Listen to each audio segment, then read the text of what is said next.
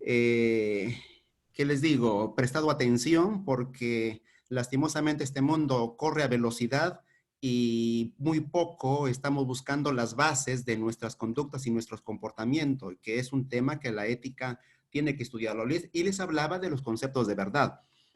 Aunque hay tres conceptos de verdad de idiomas diferentes que al traducirlo al español lo hemos unido, solamente quiero referirme a dos en forma especial y una de ellas rápido lo voy a hacer, veritas, que es prácticamente conformidad con la cosa, o sea, no es otra que el principio de correspondencia, lo que yo veo y lo que es, si es correspondiente, entonces es verdad. ¿Y por qué tengo que hablarles de esta verdad? Porque precisamente en ética nosotros adolecemos de un paradigma fijo, el cual nos permite evaluar lo que es bueno y lo que es malo. Los otros dos conceptos de verdad es un concepto griego y ahí está un paradigma de los dos que quería decirles. Cosmovisión. El concepto griego de verdad es aletheia. Aletheia lo que significa es lo que no está oculto o escondido, lo que es patente, manifiesto, descubierto o develado. Entonces, ese concepto de verdad participa del concepto de objetividad. La cosa existe por sí, independientemente de mí. Por lo tanto, la verdad se ve, es patente, no está escondido, está develado, es claro, lo puedo observar y existe esa verdad fuera de mí. Bien, y a través de ese concepto de verdad se han desarrollado mucha teoría, mucho conocimiento y mucha filosofía. Eso es el concepto griego que a través de los años ha ido permeando el pensamiento occidental. En cambio, el hebreo tiene otro concepto de verdad. Para el hebreo es emuna. Emuna, para el hebreo, significaba algo firme, sólido, inquebrantable, en una cosa o en una palabra. Dicho de otra forma, emuna, la verdad, significaba confiar en una promesa de una persona, tener fe en términos más comunes para nuestro entender, tener fe. Ok, y eso ya más o menos en la Edad Media, por el siglo XVI, se define un poquito más. Y es lo mismo, pero que ya traducido al concepto de verdad como se entiende, el griego se resumía. ¿Qué es verdad? Verdad es un argumento. En el hebreo, ¿qué es verdad? Verdad es una persona. Por ejemplo, para el hebreo, Yahvé es verdad, porque es una persona y él promete y él cumple. Pero para el griego, ¿qué es verdad? Es un argumento. Entonces, como el argumento era dinámico, era cambiante permanentemente, según la teoría del pensante, la verdad nunca se logró capturar. Bueno, en una verdad en una persona, a través de los siglos ha ido mermando, disminuyendo, ocultándose, perdiéndose de la mente y la conciencia occidental, porque el concepto griego empezó a fortalecerse y a crecer y a crecer y a crecer a tal punto que ahora sin darnos cuenta, ese es nuestro concepto de verdad. Cuando la Revolución Francesa vino, consolidó ese concepto de verdad. Y prácticamente hoy vivimos nosotros los efectos del concepto de la Revolución Francesa, ¿no? Y por lo tanto, cuando trasladamos esto a la ética, ¿cómo yo puedo conocer si lo que hago es correcto o es incorrecto? ¿Es bueno o es malo? Miren, voy a seguir un poquito la línea hebrea en este instante, porque de todos modos el otro concepto tú lo encuentras y tú lo lees y lo escuchas en las aulas, porque muchos maestros lo repetimos sin darnos cuenta el trasfondo, sin darnos cuenta el origen, porque eso está muy atrás en nuestra conciencia y en nuestra inconsciencia, histórica inclusive. Entonces, en el concepto, en la ley y los profetas, hay un verso que nos va a explicar a nosotros ahora cómo podemos identificar lo que es bueno de lo que es malo. Y en la ley de los profetas existe una definición interesante que quiero mostrarles. Miren, dice, hombre, él te ha declarado lo que es bueno. ¿Y qué pide el Señor de ti? Solamente hacer justicia y amar misericordia y humillarte ante tu Dios. Bueno, los hebreos, porque la verdad es una persona y creían en un creador y tenían una persona que les vigilaba incluso sus actos secretos, pues tenían esa versión y así fundamentaba. Entonces, para los hebreos, verdad o bondad o hacer el bien eran tres cosas que debían cumplirse: hacer justicia, amar misericordia y humillarte ante tu Dios. No se preocupen si ustedes no son religiosos. Cuando hablan a humillarte ante tu Dios, ya lo voy a explicar en su momento. No se preocupen si no son religiosos, porque no, esto no es un tema de religión, ¿de acuerdo? Esto es un tema ético. Y cuando hablamos de ética, tenemos que tocar el aspecto espiritual, porque eso tiene que ver mucho con lo moral, mucho con la persona interior. Después de todo, el concepto de religión se ha difuminado tanto que ahora no hay nada que no se pueda llamar religioso, ¿de acuerdo? En el año más o menos 1920 al 30 por allí, en el Perú, se publicó un libro llamado Los 7 ensayos de la realidad peruana, escrito por un autor que murió joven de 31 años, llamado José Carlos Mariátegui.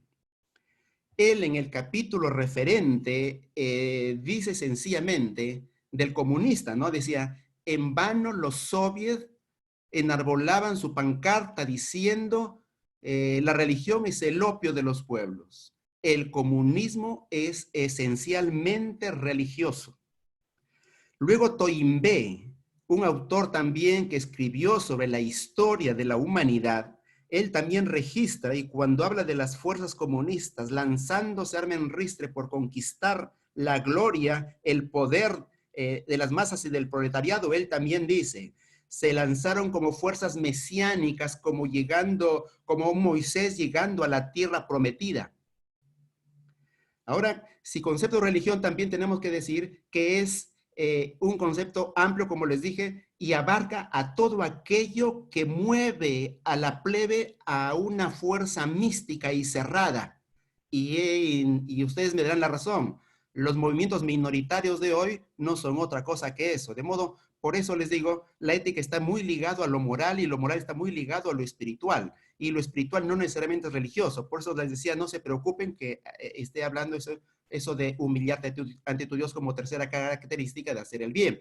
Pero antes quiero un poco introducirme en el concepto de hacer el bien.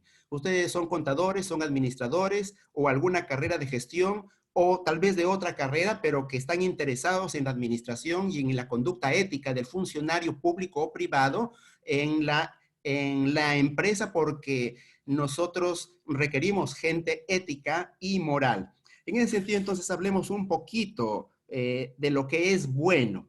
Y allí también, otra vez, caemos en el mismo problema. ¿Qué es lo bueno? ¿Por qué uno necesita la moralidad?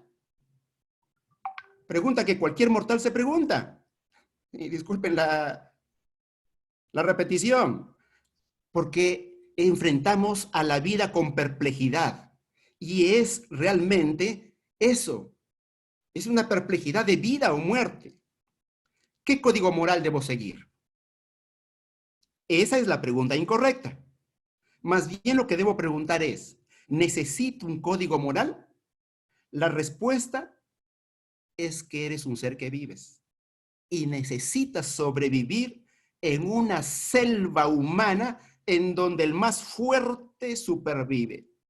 Esas interrelaciones humanas nos propician en nosotros un código mínimo para sobrevivir y para otros un código máximo para alcanzar las cumbres del éxito, entre comillas. Se sobrevive con códigos morales mínimos, en eso estamos de acuerdo, pero para triunfar, para llegar a la excelencia, para llegar al pináculo de la gloria en esta tierra, se necesitan códigos morales máximos. Entre estos dos extremos, y particularmente sujeto a un individuo, podemos identificar qué es bueno y qué es malo. Malos son aquellas prácticas que no se ajustan a tus normas, y buenos son aquellas prácticas que se ajustan a las normas tuyas e incluso están por encima de ellos.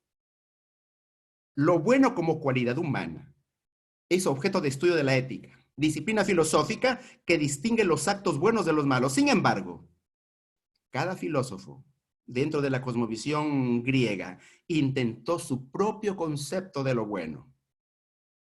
Para el filósofo griego, por ejemplo, Aristóteles, el gran Aristóteles, discípulo de Platón, digámoslo así, nieto de Sócrates, todas las acciones humanas se hacen para un fin, que se encadenan como medios hacia otros fines hasta llegar al fin último, que le otorga sentido a cada vida humana. Ese fin es la felicidad, a la que solo puede llegar el hombre bueno, que es el hombre prudente y virtuoso, que vive sin excesos. Para el filósofo inglés del siglo XIX, Stuart Mill, lo bueno se identifica con lo útil, que a su vez nos conduce al placer, que es la felicidad. La medicina, por ejemplo, es bueno porque es útil, al servir para prevenir y curar enfermedades. Para el filósofo Immanuel Kant, lo bueno es cumplir con la ley moral impuesta por nuestra razón. Hay algunos que dicen que nada es bueno y nada es malo, que todo es según las circunstancias. Pero las circunstancias como código nos colocan en la ley del monte, donde el éxito se cuenta con mordiscos, pellizcos, arañazos y crímenes. Gana el más fuerte, no el más hábil, ni el más inteligente. Esto nos conduce a la injusticia y al crimen. Es urgente identificar lo bueno, de lo contrario estaremos en cuidados intensivos. Lo bueno para tener vida, lo bueno para el estudio y el trabajo, lo bueno para ser únicos, lo bueno para aspirar a la excelencia, porque sin excelencia la patria se nos viene abajo y la selva volverá a cubrir la ciudad con sus tentáculos de un reino oscuro, vociferante, putrefacto, por la fetidez de esos pantanos y destertores de la muerte. A veces no gusta definir lo bueno, por temor a perder la libertad. Otras nos vemos obligados a definirlo por las circunstancias dolorosas que nos imponen posiciones a pesar de lo irremediable de las circunstancias. Hace algunos años atrás, en un diario de Colombia, en la sección de opinión salió un relato que parecía anécdota y a ratos no parecía cierto, pero al pie de la nota decía que estaba escrito por fulano de tal, en este caso Samuel Arango, en colaboración con un periodista, Gabriel Jaime Gómez, de un hecho real. Si lo fue, no sé, pero creí en los autores de la nota periodística y voy a leerles para que ustedes puedan darse cuenta si realmente es bueno o es malo. Dice así esta historia trágica. Fui a una fiesta, mamá. Recordé lo que me dijiste, cuando me pediste que no bebiera. Por eso consumí solo soda. Yo me sentí orgullosa en la forma como me afirmaste que podría. Yo no bebí y conduje, aunque mis amigos me rogaban que bebiera. Sé que hice lo correcto. Sé que no estabas equivocada, mamá. Ahora la fiesta ha terminado y todos salen como locos. Por la manera como voy en mi auto, sé que llegaré a casa en una sola pieza, porque actúo en la forma como me criaste, tan responsable y dulce. Mami, comencé a conducir y tomé la carretera. Los otros carros no me vieron y se me vinieron encima como una avalancha. Ahora estoy tirada en el pavimento. Mamá, escucho a la policía diciendo que el otro conductor estaba ebrio. Estoy aquí botada, agonizando. Desearía que llegaras pronto. ¿Cómo pudo pasarme esto, mamá? Mi vida estalló como un globo. Hay sangre a mi alrededor y la mayoría es mía. Escucho al médico decir que moriré en un momento. Solo quiero decirte que te juro que no bebí. Fueron los otros que no pensaron. Él estaba tal vez en la misma fiesta mía. La única diferencia es que él bebió y yo moriré. ¿Por qué la gente bebe, mamá? Eso puede arruinar toda una vida. Estoy sintiendo un agudo dolor, dolor como de una cortada profunda. El hombre que me chocó camina a mi lado. Pienso que no es justo. Estoy tirada aquí, sangrando, y lo único que él puede hacer es mirarme asustado. Dile a mi hermano que no llore. Dile a mi papá que sea valiente. Y cuando me vaya al cielo, pon la niña de Dios en mi lápida. ¿Alguien puede decirle a ese señor que no beba y conduzca? Si alguien se lo hubiera dicho, yo podría estar viva. Mi respiración se hace más débil. Estoy comenzando a asustarme, mamá. Por favor, no llores por mí, mamá. Cuando te necesité, siempre estuviste a mi lado. Ahora solo tengo una pregunta antes de decir adiós. Yo no bebí para poder conducir, pero ¿por qué soy yo la que muero? Adiós, mamá. Adiós, papá. Adiós, hermanito. Adiós, vida. Los amo. Yo pregunto, querido auditorio, ¿necesitamos circunstancias como esta para definir qué es lo bueno y qué es lo malo? Entonces, ¿qué es lo bueno? Ahí vamos, a la ley y los profetas, que definen ahí qué es hacer lo bueno, qué es hacer el bien, amar justicia, amar misericordia y humillarte. Eso es lo que nosotros debemos entender. ¿Qué es hacer justicia? Puede entenderse la justicia como lo que debe hacerse de acuerdo a lo razonable, lo equitativo o lo indicado por el derecho.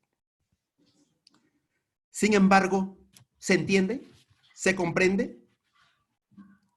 ¿Hasta qué momento hemos creído que la vida es justa con nosotros? ¿Hasta qué momento hemos creído que las personas son justas con nosotros? ¿Hasta qué límite hemos creído que mi docente es justo o es injusto? La justicia, apreciados oyentes, es una virtud que reside en la voluntad, es decir, en el apetito racional, como indicaba Santo Tomás de Aquino. No es justo quien conoce lo que es recto, sino quien obra rectamente. Por tal razón, la justicia está en una facultad apetitiva, y al no poder radicar en el apetito sensible, reside en el apetito racional, es decir, en la voluntad. Vivir honestamente, no hacer daño a nadie y dar a cada uno lo que le corresponde, decía Ulpiano. Y John Rawls en particular clama que la justicia es la primera virtud de las instituciones sociales, así como la verdad es a los sistemas del pensamiento.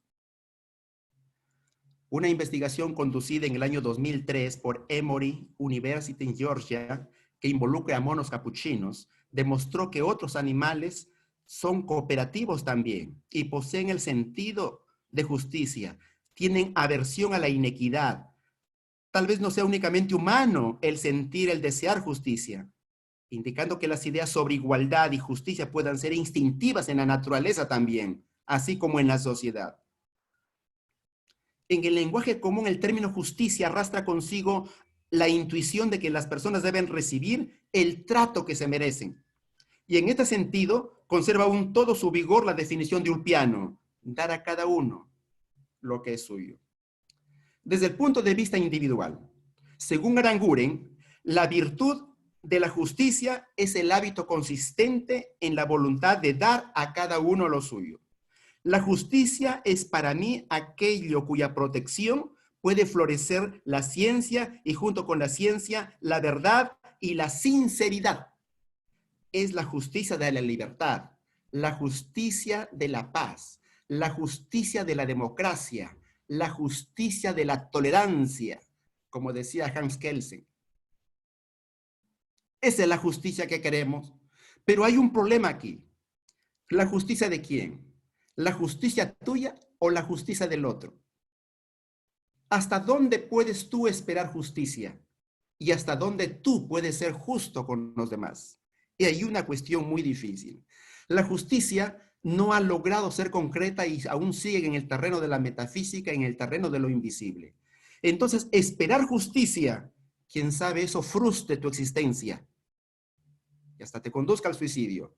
Pero dar justicia, eso es más posible, porque está bajo tu control. Esperar justicia no está bajo tu control. Lastimosamente, los jueces están vendidos a buen postor. No digo por todos, digo por la mayoría. Están vendidos a buen postor. Y aquí el que gana en las cortes es el que mejor argumenta, no el que tiene la verdad. Entonces puede ser que no sean justos contigo. Eso no lo puedes controlar, pero sí puedes controlar lo justo que tú puedes ser con otros. Por lo tanto, cuando hablamos ¿de justicia de quién? ¿De los dos? Ok. Pero lo uno te frustra y lo otro te pide sacrificios, porque necesitas que el otro esté contento y esté feliz. La justicia participa de lo que es ético, lo que es moralmente bueno y lo que es hacer el bien a los demás. Justicia como definición de hacer lo bueno, pero la justicia que impartes tú, no tanto la justicia que te imparten a ti, porque aunque querramos que sean justos, lastimosamente te puedes frustrar. Porque si no tienes un buen argumento en primer lugar, y si no tienes dinero para pagar a los profesionales de la defensa, eso está duro, pero al menos ya tienes una verdad o parte de una verdad, que lo que sale de ti puede ser justo. En segundo lugar,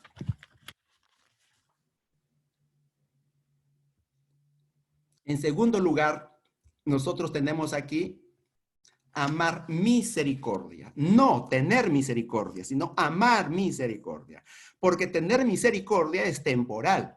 Tú tienes misericordia con alguien, pero luego que pase el momento puedes no tener misericordia con otro.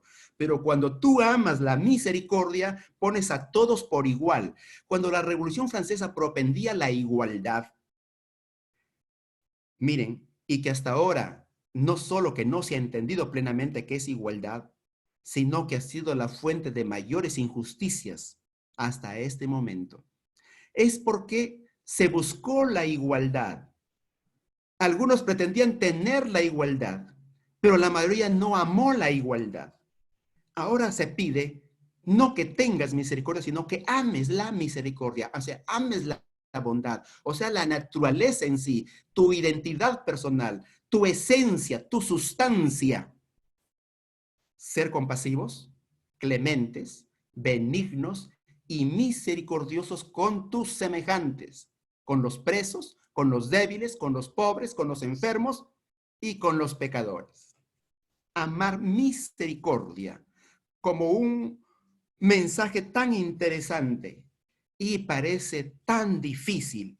Nada más los discursos de odio y de resentimiento lo vemos cada día. La prensa es un vehículo comunicacional de estas emociones discordantes, disociantes, que separan a la colectividad. Ustedes, por ser jóvenes, quien sabe, no lo escucharon, pero está en internet, pueden buscar ahí la canción Bravo. Es una canción escrita por Luis Demetrio y que lo cantaron varios cantores, pero yo he traído la versión de Celia Cruz, la recordada Celia Cruz. Miren cómo dice esa canción que describe una realidad que vivimos. Te odio tanto que yo misma me espanto de mi forma de odiar. Solo espero que una vez te mueras, no haya para ti un lugar.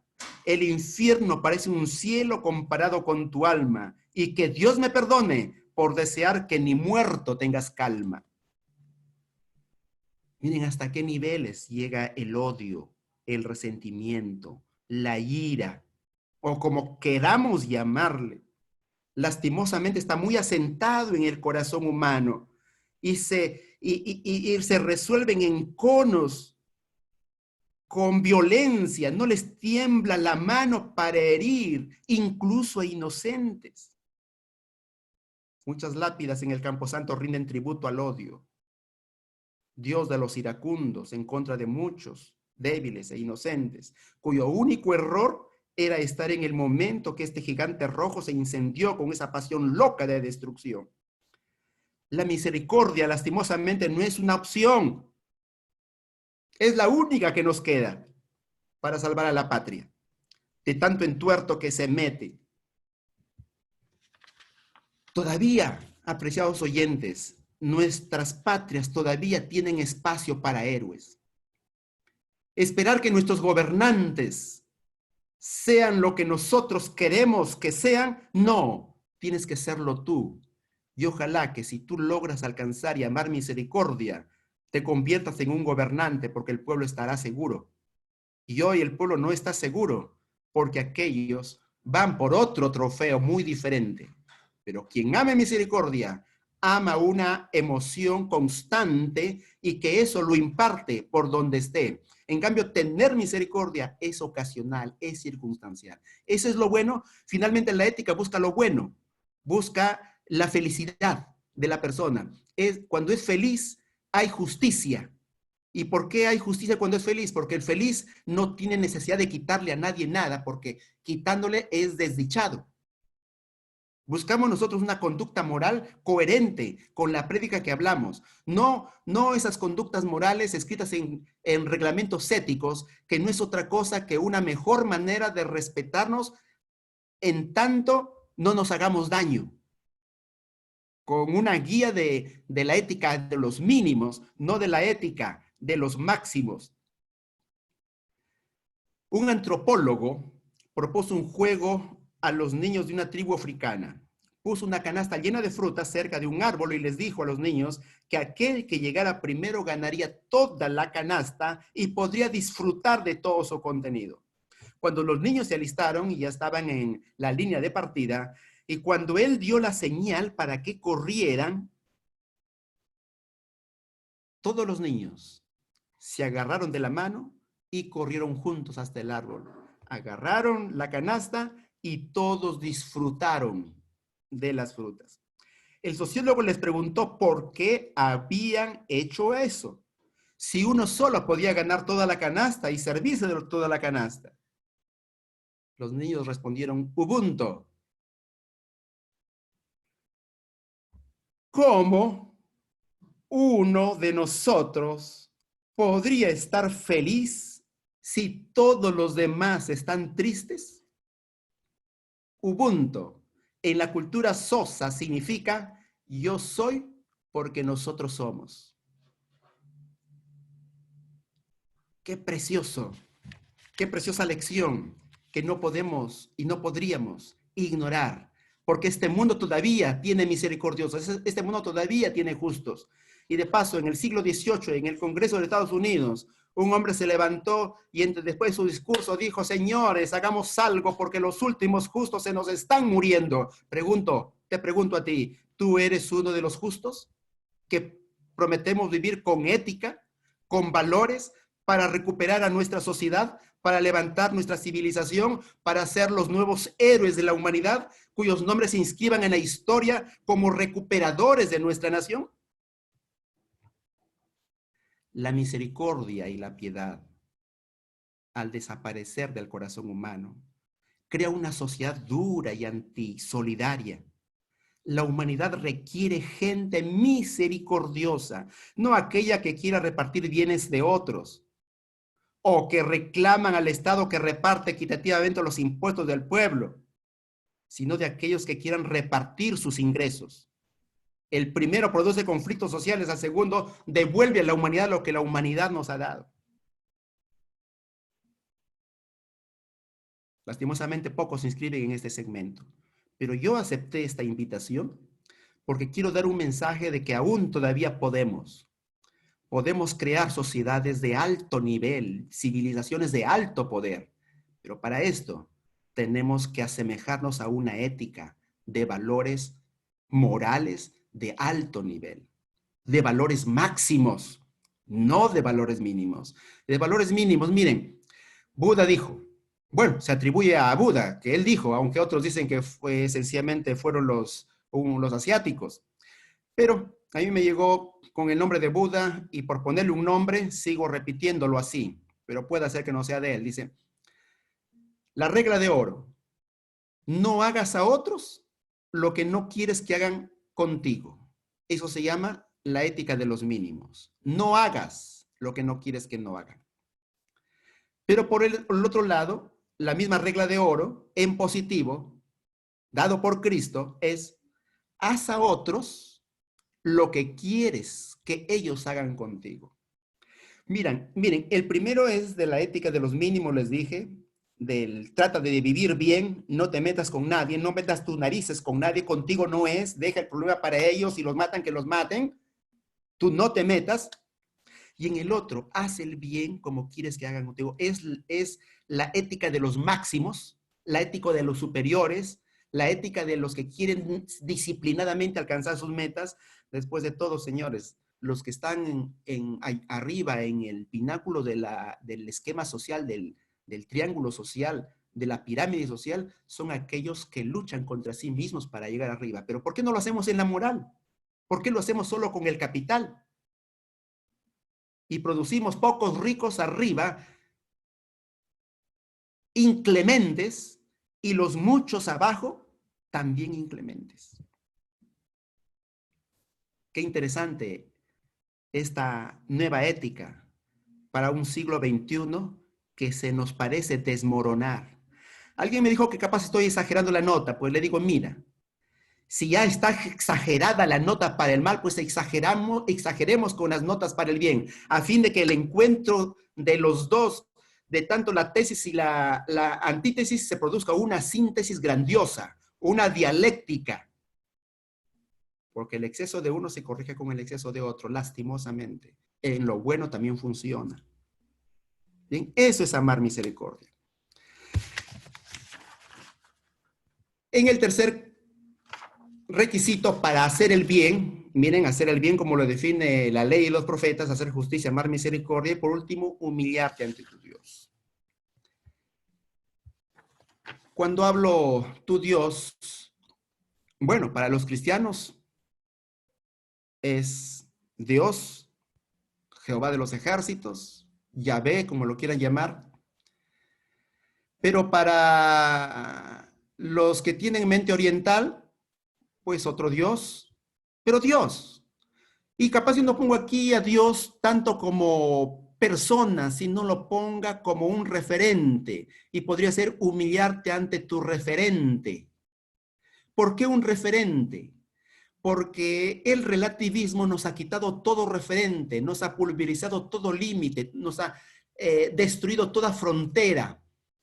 La visión es vasta y distante. No podemos agarrar nada porque todo es líquido, todo se ha licuado. Entonces, amorosamente o idolátricamente necesitamos un referente. Nietzsche, cuando dijo Dios ha muerto, rompió prácticamente con todo lo último que quedaba como reducto que conservaba esta humanidad.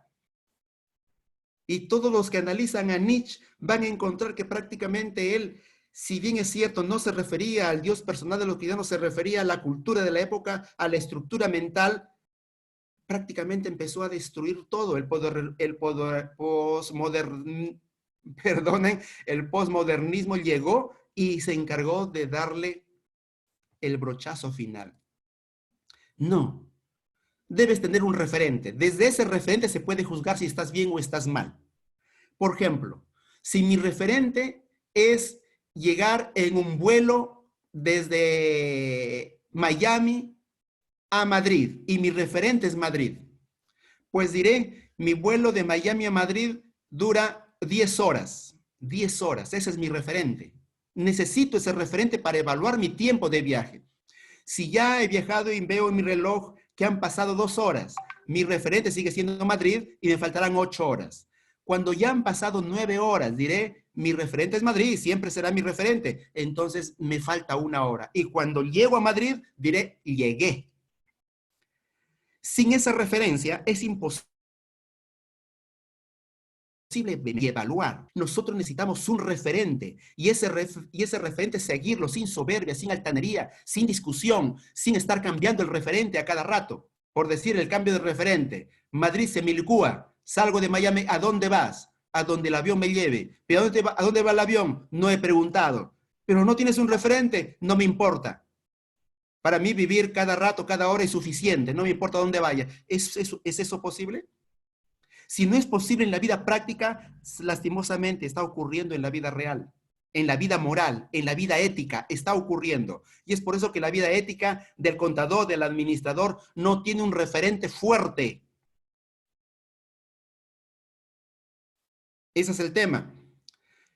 Conozco mi código de ética profesional de Perú, pero he leído el código de ética profesional colombiano y he leído también los anexos interpretativos del código de ética. Y es tan sugestivo que llegan a decir el contador público es un sacerdote. Y verdad me impresiona. ¿Por qué? Porque es el que resguarda la fe pública, la confianza pública. Y para resguardar la confianza pública necesita mantenerse firme. La partida doble, apreciados oyentes, se sistematizó el año 1492 por Luca Pacioli, pero después hemos descubierto que antes de Luca Pacioli ya Benedetto Cotrugli lo había hecho, solamente que no se publicó su libro y perdió la primicia de ser el padre de la contabilidad. La partida doble ha intentado por muchas teorías ser cambiada, pero no se ha cambiado, sigue. Y después de todo, la contabilidad financiera es histórica y ha sido atacado por todo medio, que cambie, no puede ser histórica y sigue siendo histórica. La contabilidad financiera sigue siendo histórica. Y es que necesitamos del referente histórico. Sin historia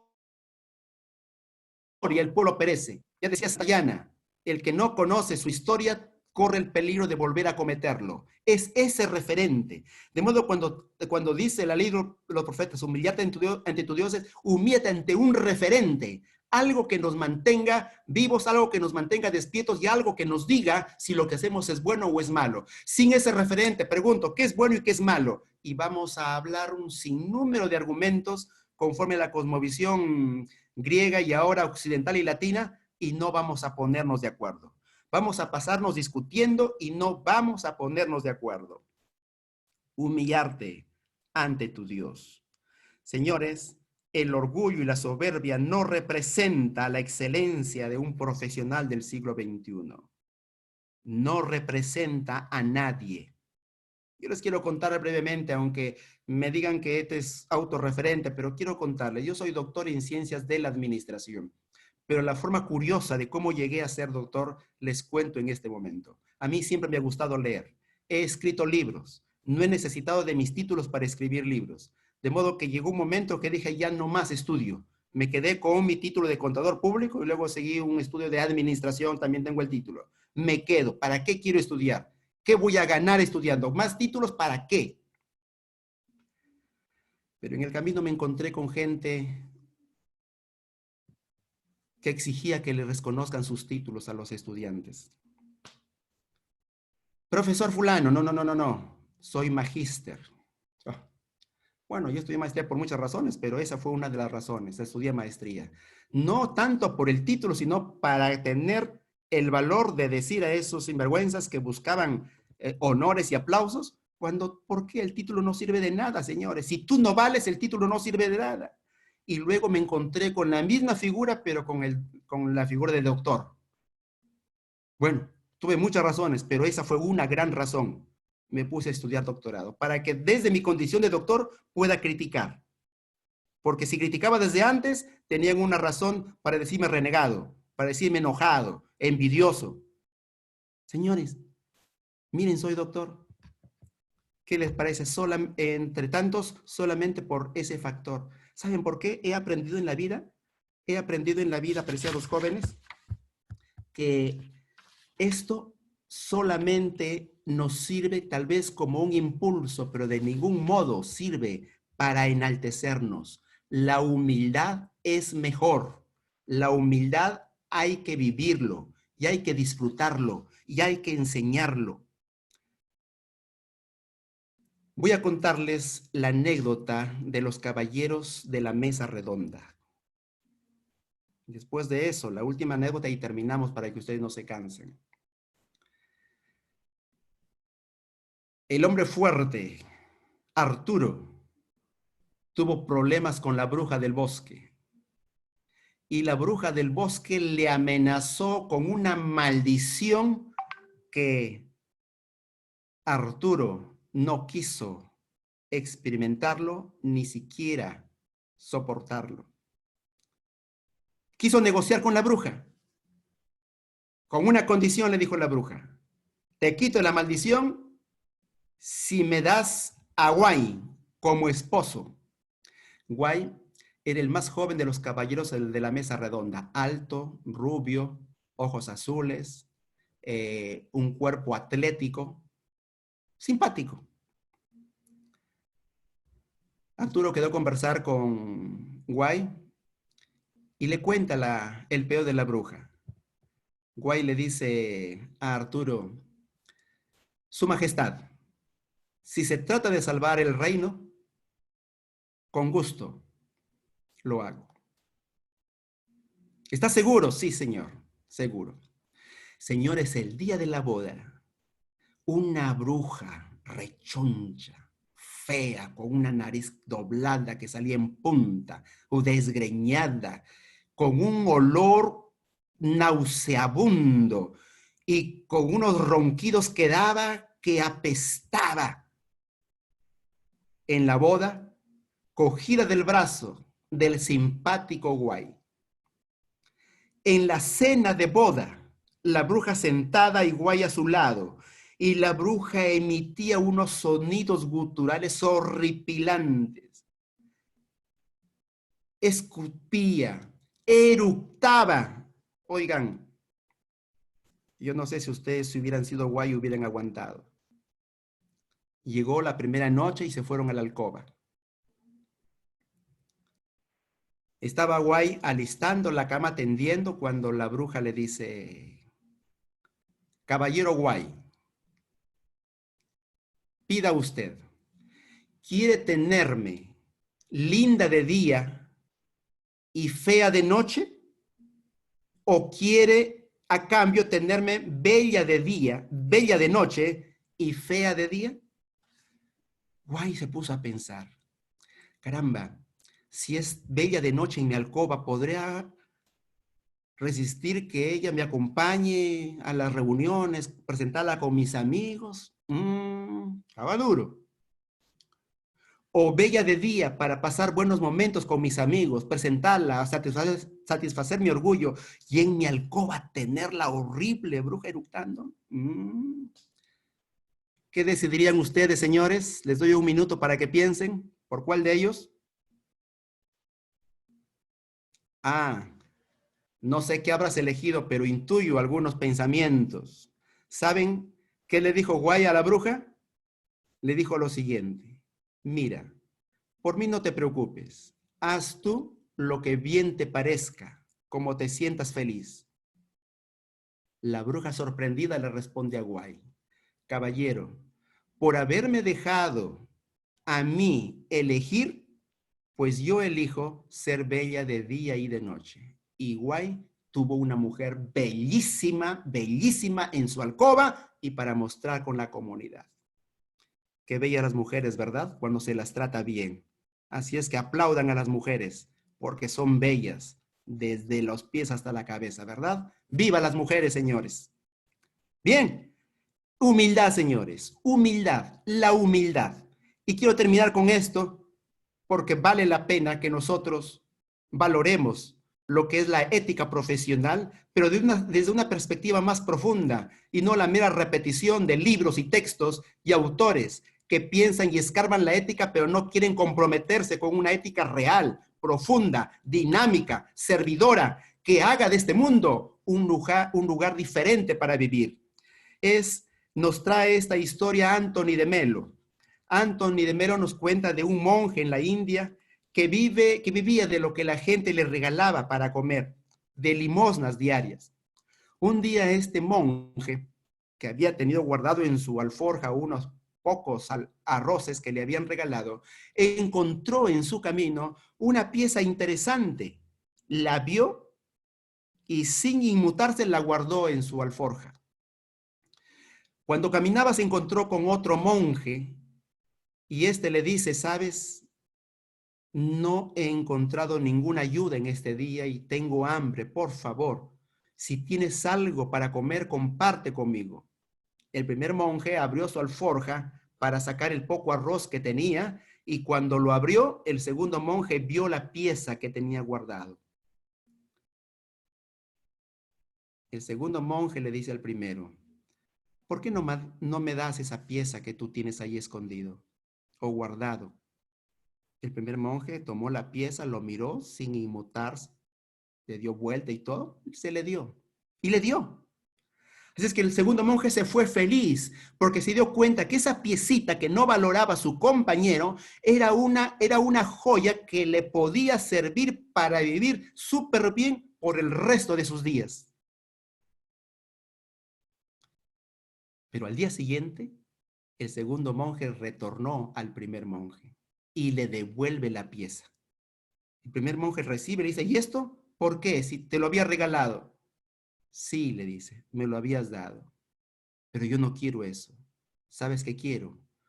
Quiero eso que tú tienes y que te hizo regalarme esa pieza. Eso quiero que me des. Apreciados oyentes, el pasado es pasado y no podemos hacer nada. No sé qué línea ética tú abrazaste, consciente o inconsciente. ¿Sabes qué? Podemos tener todos los tesoros de la tierra y es bueno tenerlos, ¿sabes? Podemos tener todas las amistades de este mundo y es bueno tenerlos, ¿sabes? Toda la comodidad que uno quiera, es bueno tenerlo.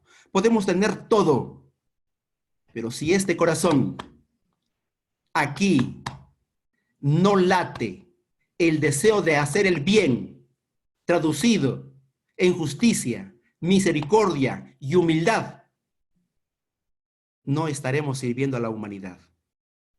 Y si tú juntamente conmigo quieres unirte a este movimiento para recuperar a la sociedad, para levantar su nivel de pensamiento, su nivel de conducta, su moral, únete a esta cruzada, porque hemos de rescatar a nuestra sociedad del ostracismo, de la podredumbre, de la corrupción.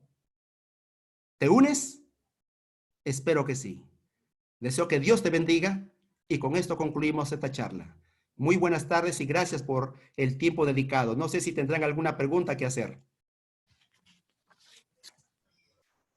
Buenas tardes, Eduard. Sí, Qué buen tema, hermano, qué buen tema.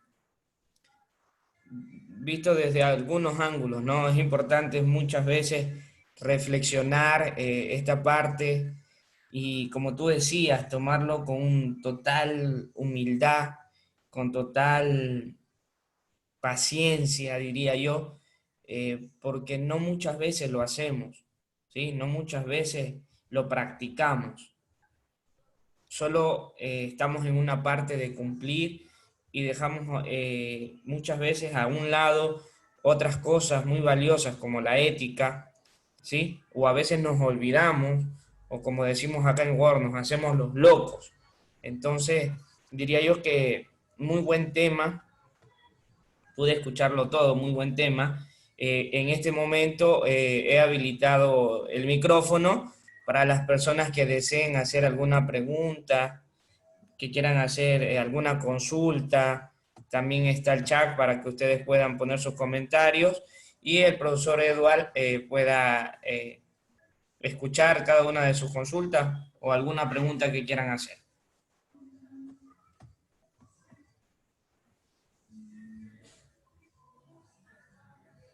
Jorge dice, excelente tema, profesor Santos, ameno y sensible, felicitaciones.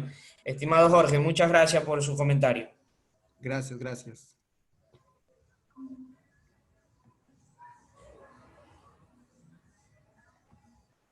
¿Alguien más desea hacer una pregunta? Puede habilitar su micrófono. ¿Quiere felicitar al profesor también?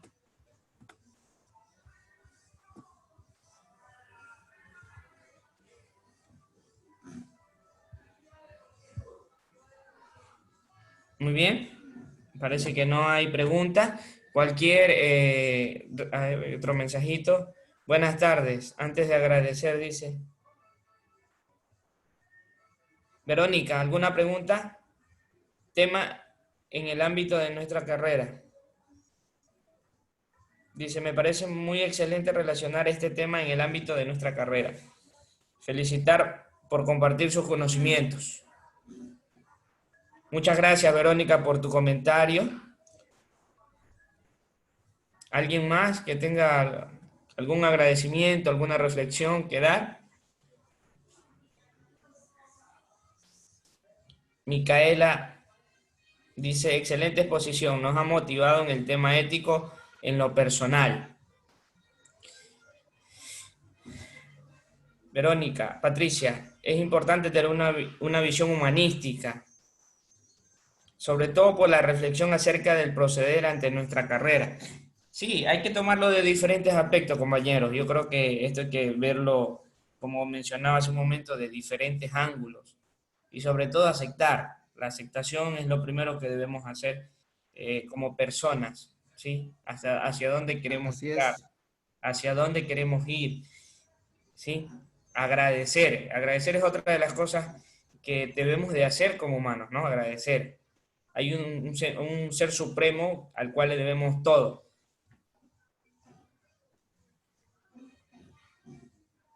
Muchas gracias por compartir sus experiencias. Me gustaron mucho las reflexiones. Muchas gracias, Sandra, Verónica y todos los que han hecho comentarios.